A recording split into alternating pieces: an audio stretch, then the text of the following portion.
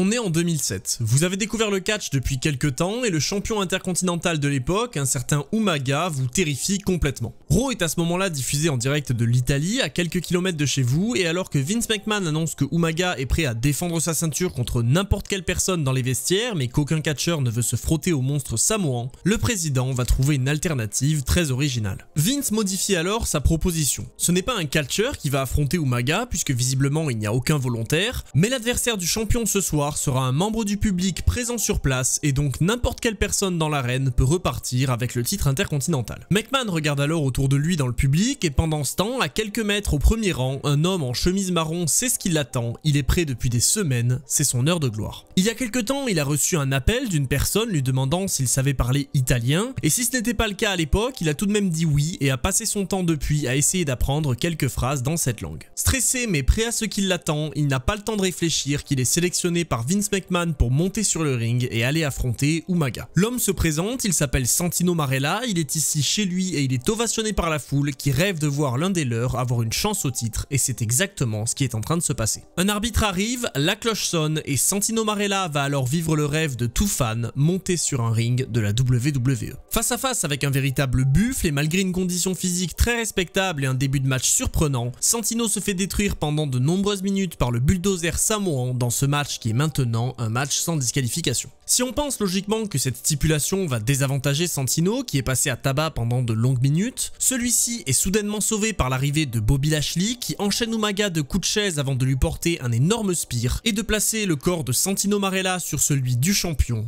Et ainsi l'histoire venait de s'écrire, un fan venait de devenir champion intercontinental. Vous vous en doutez, cette histoire ne s'arrête pas là et elle va aller beaucoup plus loin que ces quelques minutes de gloire pendant un épisode de Raw en Italie. Et il est temps de revenir ensemble sur l'histoire d'un homme qui, bien qu'il n'ait jamais été le visage de la WWE ni même champion du monde, a marqué de nombreux fans, Santino Marella. Bon évidemment, mettons les choses au clair tout de suite, Santino Marella n'est pas réellement un simple fan. Je sais qu'on l'a tous cru pendant longtemps en voyant ces images, mais en réalité, l'homme qui avait appelé Santino quelques temps avant ses débuts était nul autre que Dusty Rhodes qui était officiel à la WWE à l'époque. Santino était donc au centre de développement depuis maintenant un moment et il avait là l'occasion rêvée de faire ses débuts de la plus belle des manières et de lancer sa carrière en tant que champion intercontinental. Si effectivement Dusty Rhodes l'avait appelé pour lui demander s'il savait parler italien et que Santino avait répondu oui, comme je l'ai dit, c'était pas réellement le cas, il a donc dû passer des semaines à écouter des cassettes en italien pour maîtriser quelques paroles et crédibiliser sa première apparition. En plus de ça, même si son personnage est évidemment principalement comique, il conserve son titre pendant quand même un bon moment, le défendant notamment contre Chris Masters, mais également contre Umaga lors de Vengeance 2007 et il parvient à conserver son titre en gagnant par disqualification. Bon bien sûr, il finit quand même par perdre sa ceinture, d'ailleurs ça arrivera dès l'Euro suivant, et il s'oriente ensuite dans une gimmick assez différente puisqu'il devient heel, c'est-à-dire détester des fans, dans une histoire franchement pas très intéressante avec Maria qui était sa copine sur nos écrans. Mais pour le coup, si cette période n'est pas en tant que telle la plus intéressante de la carrière de Santino, c'est celle qui va lui permettre de se construire un personnage qui lui donnera la chance de rester à la WWE pendant des années alors qu'il n'était pas le plus talentueux ni le plus impressionnant des catcheurs du roster. Il va principalement avoir des interactions dans des segments dans les vestiaires à l'époque ou dans des segments au micro malgré quelques matchs, notamment contre des anciens catcheurs comme Ron Simmons ou Val Venis. Mais bon, l'essentiel de ses apparitions sont hors du ring ou du moins pas dans des matchs et c'est notamment ce qui va lui permettre d'introduire un nouvel aspect de son personnage lors d'un segment avec le grand Stone Cold Steve Austin. C'est durant ce segment que Santino va s'orienter beaucoup plus vers un côté comique bien qu'il soit toujours censé être un heel puisqu'il va grandement amuser le public, les officiels et même les catcheurs en parlant anglais avec un accent italien très fort, ce qui donnera des phrases hilarantes. Il va également pendant ce segment imiter Stone Cold dans un moment hilarant et cette transition vers un personnage comique va surtout être motivée par la vie de Vince McMahon qui était à l'époque le principal responsable du créatif à la WWE et qui sera grandement amusé par les segments humoristiques de Santino et qui l'incitera à poursuivre dans cette direction. Évidemment, il continuera ce personnage comique dans les semaines suivantes, perdant un match contre son ancienne copine Maria et s'associant peu de temps après avec une certaine Beth Phoenix pour créer un couple pour le coup surprenant. Santino Marella joue évidemment le rôle du copain très faible de Beth Phoenix qui profite du gabarit imposant de celle-ci pour se cacher derrière et lui faire le sale boulot, et cette association va grandement lui profiter puisque lors de SummerSlam 2008, le couple affronte Kofi Kingston et Mickie James dans un match pour le titre intercontinental et féminin, et grâce à Beth Phoenix qui remporte le match en couvrant son adversaire, Marella récupère pour la deuxième fois le titre de champion intercontinental. Il va suite à ça se lancer à la poursuite du record du plus long règne de champion intercontinental détenu par le Honky Tonk Man, ce qui l'amènera à lutter plus souvent durant cette période, notamment contre D'Lo Brown,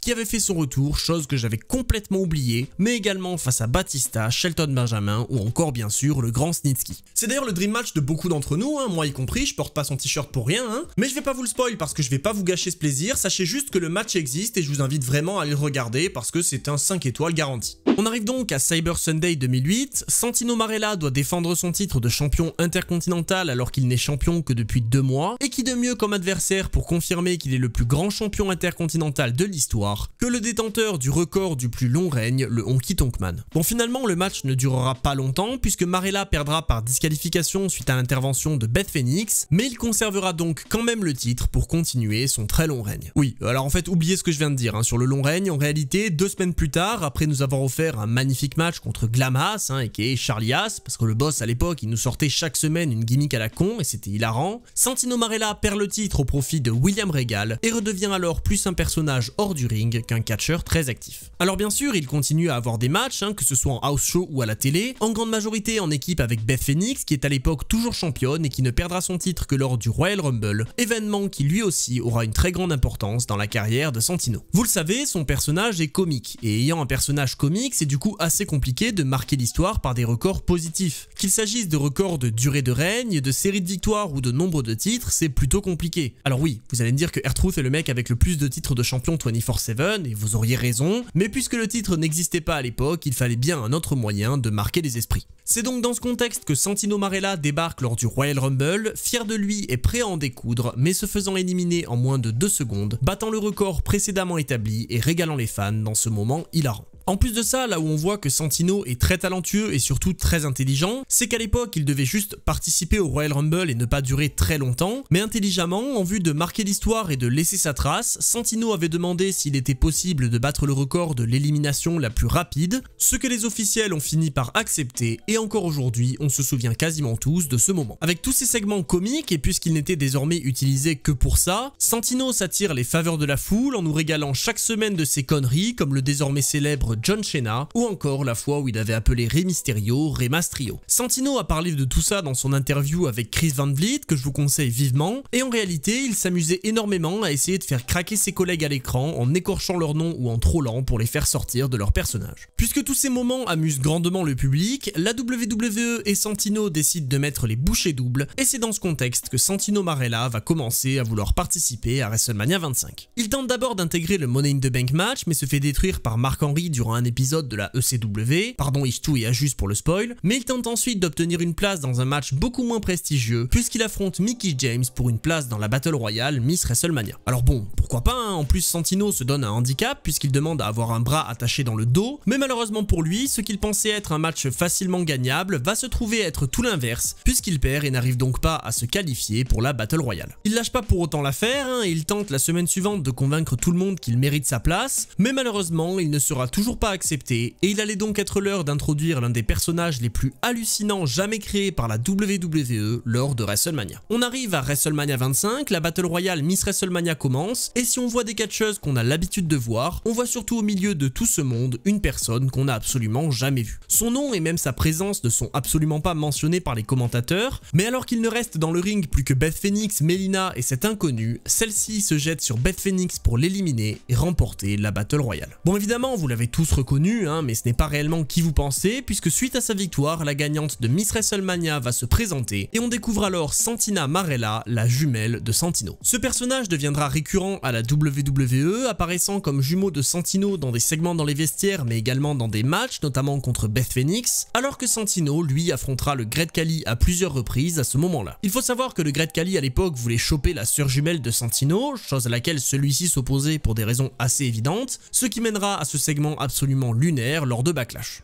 Bon, malheureusement, quelques temps après, Santina Marella sera licenciée et on ne la reverra pas avant un très long moment, ce qui nous permet alors de revenir sur l'histoire de Santino. Et justement, puisqu'on clôt la période Santina, ça permet aussi de mentionner deux choses. Déjà, c'est que Santino a parlé du fait qu'il était vraiment triste quand il a dû abandonner le personnage de Santina Marella, il avait vraiment l'impression de prendre sa retraite. Mais également, un autre point qu'il est important de mentionner, c'est que le succès de Santino ou même de Santina en France est un élément qui a beaucoup ajouté au côté comique du personnage, c'est bien sûr les traductions de Christophe Ajus et les échanges avec Philippe Chéreau qui étaient hilarants. Santino va suite à ça continuer ses segments marrants dans les vestiaires avant de tenter de s'allier à Vladimir Kozlov, ce qu'il finira par réussir à faire après des semaines, et les deux hommes vont rester en équipe pendant un moment, confirmant pour de bon que Vladimir Kozlov, qui était 2 ans auparavant l'un des grands projets de la WWE, n'était désormais qu'un personnage comique, et on allait avoir droit à des segments plus lunaires les uns que les autres. Alors d'ailleurs c'est un peu la force de Santino, parce que le gars va réussir à alterner entre des segments hyper drôles, notamment celui avec Sheamus, qui pour le coup est premier degré marrant, et parfois des segments qui étaient juste gênants. Mais bon, pour un personnage comique, le malaise ça peut aussi être un bon moyen de faire passer de l'humour, donc pourquoi pas. Et puis en soi, tous ces segments ont permis à Santino de rester pendant des années à la WWE et d'apparaître quasiment chaque semaine. En plus, l'équipe comique de Santino et Vladimir va avoir pas mal de succès puisqu'ils auront plusieurs opportunités pour les titres par équipe, et ils vont même finir par les remporter lors du Raw du 6 décembre grâce à une intervention de John Cena. C'est pour le coup une sacrée performance pour un catcheur dont la gimmick repose essentiellement sur la vanne. Le mec est 2 fois champion intercontinental et 1 fois champion par équipe, il apparaît quasiment chaque semaine, et c'est pas pour rien si on a été nombreux à être marqués par sa carrière. En plus de tout ça, il popularise encore plus son Cobra à l'époque, ce finisher qui n'avait aucun sens et aucune crédibilité mais qui était bien sûr toujours utilisé dans un contexte d'humour, avec évidemment cette chaussette qu'il plaçait sur son bras, ce qui mènera à cet affrontement entre Mister Soko et le Cobra lors du Royal Rumble 2012, mais également à plein d'autres moments un peu cons mais quand même marrants qui nous ont marqués.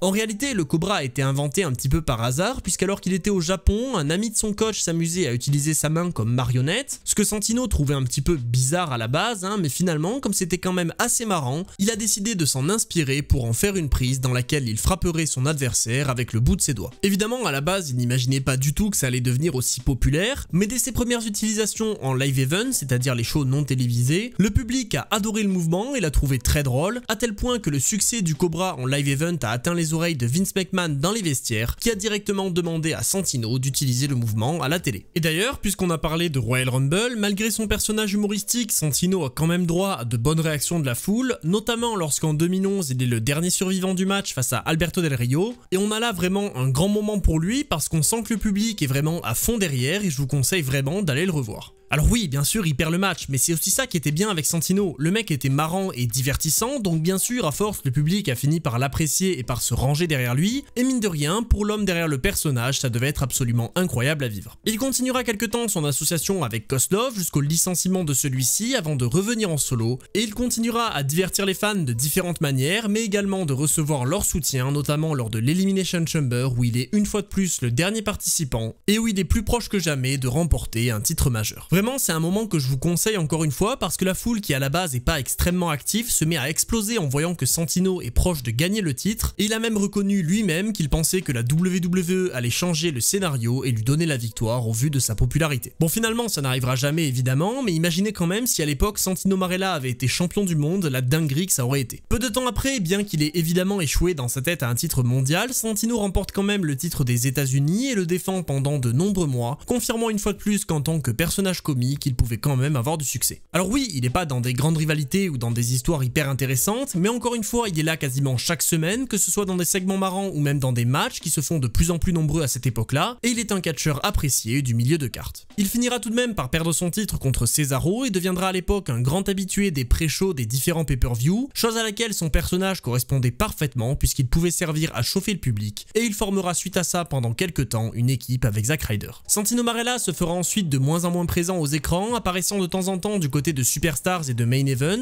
mais revenant tout de même régulièrement à Raw et même lors des pay-per-view malgré des périodes d'absence. Il s'associera avec le Great Khali fin 2013, formant une équipe pour le coup 100% comique et humoristique, un petit peu comme il avait pu le faire avec Kozlov quelques années avant, et une fois de plus, les deux nous offriront des segments complètement débiles, notamment avec le Cobra, mais qui mine de rien m'ont marqué puisque je m'en souviens encore 10 ans après. À cette époque, Santino s'allie également avec Emma, une catcheuse de NXT qui faisait un mouvement un petit peu douteux, attention, on est à 2 doigts du train de l'hype. Et les deux vont rester associés pendant un moment, ayant une autre rivalité contre Fandango et Summer Rae. Mais malgré un personnage comique, Santino apparaît quand même régulièrement sur les rings, il catch chaque semaine, et vous le savez, monter sur un ring, même quand on est un personnage plutôt comique et qui ne fait pas forcément des gros spots, ça peut être dangereux. Et justement, après avoir subi de nombreuses blessures à la nuque, Santino effectue son dernier match lors du main event du 17 juin et annonce peu de temps après sa retraite des rings. On le reverra suite à ça quand même de temps en temps aux écrans, surtout pour des petits segments marrants comme il sait parfaitement le faire, et il sera licencié en 2016, n'apparaissant ensuite que rarement, notamment en 2020 lors du Royal Rumble féminin, en reprenant son personnage de Santina Marella et en s'éliminant lui-même de manière évidemment stupide mais toujours assez marrante pour son dernier match officiel à la WWE. Depuis, Santino est tout de même revenu sur le ring à plusieurs reprises, notamment du côté de Impact, où il est également apparu hors du ring, notamment en tant que directeur de l'autorité il y a seulement quelques mois. Malgré une gimmick comique et humoristique, on voit donc que Santino a non seulement réussi à se faire une bonne carrière à la WWE, s'étalant sur près de 10 ans et lui donnant plusieurs titres de champion en solo ou en équipe, mais qu'il a également marqué de nombreux fans par sa présence, se créant une certaine aura qui lui permet aujourd'hui de continuer à vivre de ce qu'il aime en apparaissant dans diverses promotions aux États-Unis. Santino nous a au travers des années offert des moments parfois hilarants, parfois juste gênants, mais dans tous les cas mémorables, et même si évidemment il n'a pas été champion du monde ni même main eventer, il reste l'un des personnages les plus marquants de l'époque, qui nous permet également de ne pas oublier que le catch, c'est pas si sérieux. J'espère que cette vidéo vous aura plu et qu'elle vous aura permis de revivre rapidement l'histoire de Santino Marella et pourquoi pas vous rappeler de nombreux souvenirs. Si c'est le cas, n'hésitez surtout pas à me partager vos souvenirs de l'époque parce que j'ai évidemment pas tout cité dans cette vidéo. Et si vous voulez me soutenir, vous pouvez me rejoindre sur tous mes liens en description, en particulier ma chaîne Twitch et ma chaîne secondaire. Et d'ici là, je vous dis c'était Monsieur Hawkin et on se retrouve très vite pour d'autres histoires.